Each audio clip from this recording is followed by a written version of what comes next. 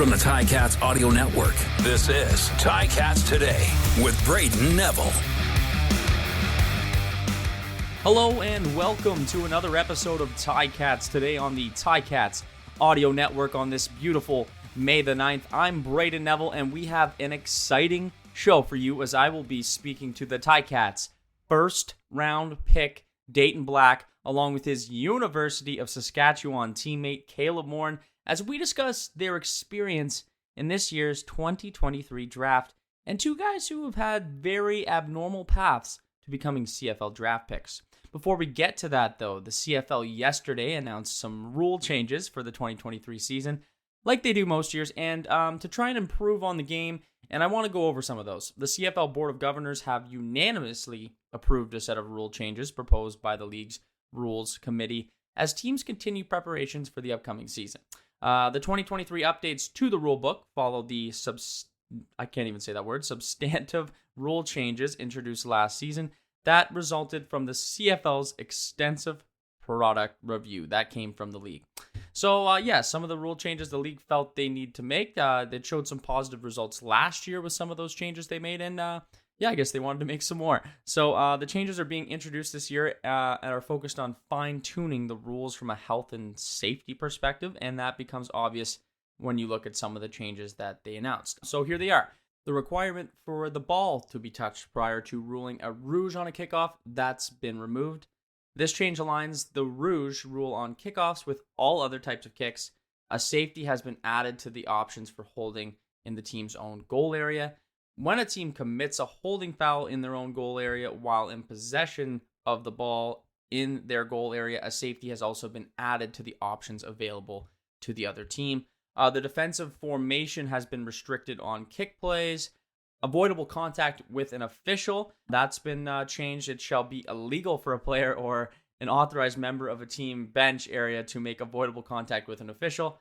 I mean, I think that just goes without saying. Move the drive start position up 5 yards in these additional scenarios. So, number one, if a ball is kicked and strikes the goalpost assembly in flight, and when Team B intercepts a ball or recovers a fumble in their own goal area, the next point of scrimmage will be the 30-yard line. Another one, penalty applications with fouls in the goal area will be applied from the 30 or 15-yard line, dependent upon the foul. And when a penalty or ruling awards possession of the ball to the opponent, the point of possession will move up 5 yards. And another one that I found kind of interesting, actually kind of funny. Teams cannot have a player that wear number 0 and number 00 because it makes it difficult for the officials. But isn't 0 and 00 the same number? I think that's another argument to be made. But yeah, so you cannot wear 0 and 00 and be on the same team. So lots of minor changes, nothing that's going to completely change the game, but definitely some rules that can, help the excitement of the game, and just a couple little tweaks being made by the CFL. Yeah, so enough of that. It's time we jump to our first guess, and that is first round pick by the Hamilton Ticats of the 2023 draft, Dayton Black. Dayton, welcome to the Ticats, and how does it feel to be drafted? Oh, thank you. I appreciate it. It's crazy. It's a dream come true, right? This is something that I started out when I was young, playing six years old, playing football. So seeing that come into reality, it's quite breathtaking. So yeah, I'm beyond ecstatic. Now, how did you feel when you heard it was going to be the Ticats that you're going to be playing for? Yeah, no, same thing. I'm ecstatic. It's a great organization, right? Coach O, Coach Gibson, Coach Tommy, all of them, they're all great guys. And I'm excited to get out there and get to work with Hamilton and just be a part of that town and community. Yeah, what do you know about the city so far? What do you know about Hamilton? Not a ton. They actually brought me out there last week before the draft, and I got to see a little bit, but, it's something I think I'm going to fit into well, hardworking, blue collar, I was born and raised working with my father, so I feel like I'm going to fit in very well, and I'm excited. So you get drafted, and then you hear your teammate Caleb is also getting drafted to the team. What was it like when you heard he was going to be joining you? Yeah, it was awesome. I was almost more pumped for that than me getting drafted, seeing that one of my best buddies here, Caleb, coming with me. I'm so pumped for him to have this opportunity as well, right? He's worked very hard for this, just like I have. So it's going to be quite exciting, me and him getting out there. Yeah, absolutely. And so I heard you played quarterback in high school, and then you went to defense, then you went to offense. Is there any positions you haven't played? Uh, yeah, I guess like really never played DB much or anything like that. But yeah, I played like any good athlete growing up in sports. You play every position possible, right? So, but yeah, I mainly stuck to quarterback in my younger years all the way through high school. Now, I also heard that you broke a record at quarterback with your high school. Was it yards in a game that you broke? I've broke 6 of them actually. There was a bunch. There was most pass yards in a game, like season all-time passing yards. I can't remember. There was a couple, that's for sure. Now, obviously, you're drafted as an offensive lineman. So let's get into your game. How would you best describe it? Oh yeah, I'm still a little green in it, right? New to the position, but I like to play very physical, fast, keep my athleticism. I think is one of my best attributes playing O-line. So yeah, I would say a very physical, hard-hitting offensive lineman.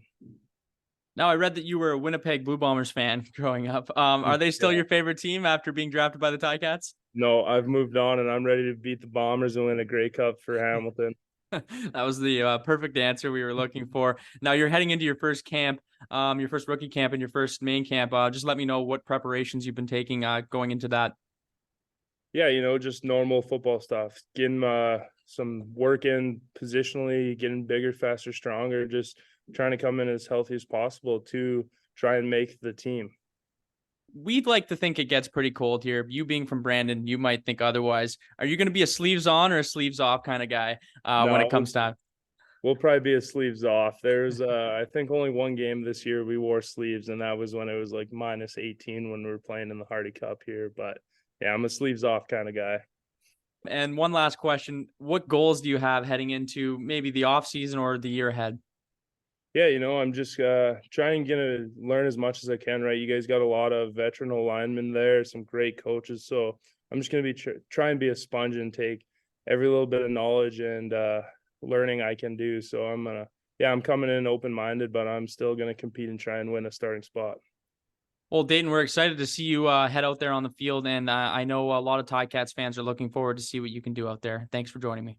Awesome. Thank you. I appreciate you having me on.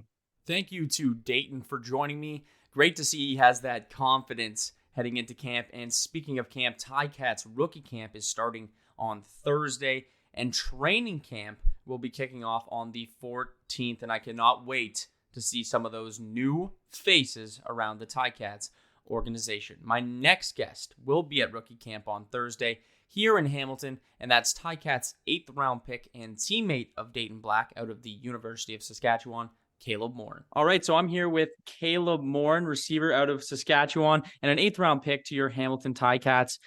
How does it feel to be drafted, Caleb?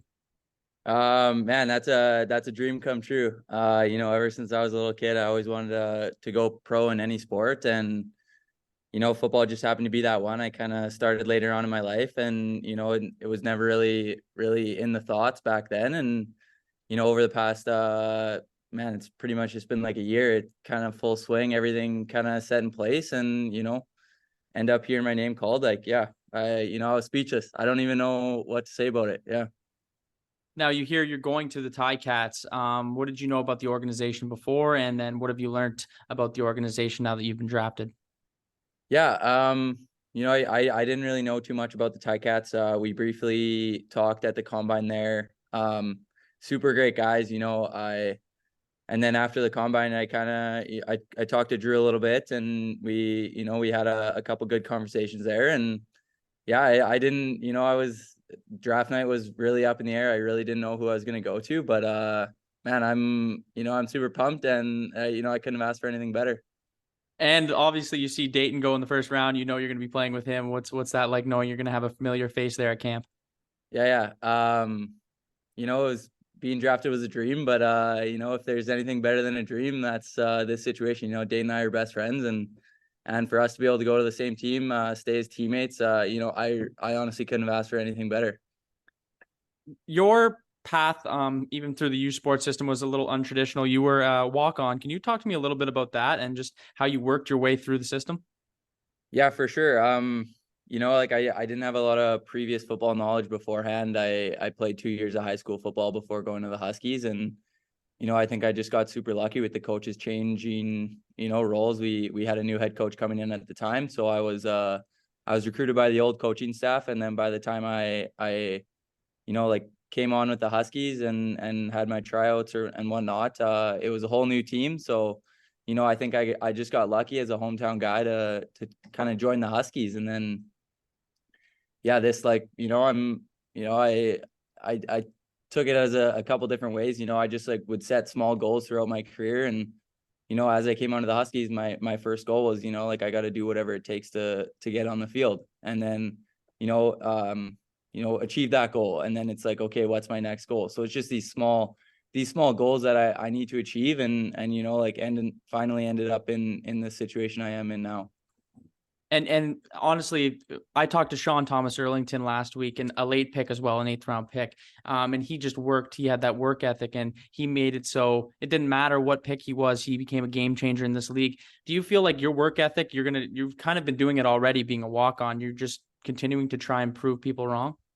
Yeah, exactly. I'm one of I think it was my strength and conditioning coach. He the other day he was like, "Man, you're a rookie all over again." And I'm like, you know what, man, that's nothing new to me. I was in that spot. I've been in that spot for many times before. This is normal, and I'm just ready to go to work again. That's I've been there, I've done that, and yeah, it's all normal.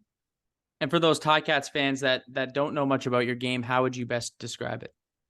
Yeah, I'd like to think I'm a bigger body receiver. I got a pretty good wingspan, and I'm pretty sure-handed with my hands. So I'm a big hands catcher, and those intermediate routes across the middle are kind of where I gel most at. I can go up with contact, and I like to think I come down with all my catches. Yeah.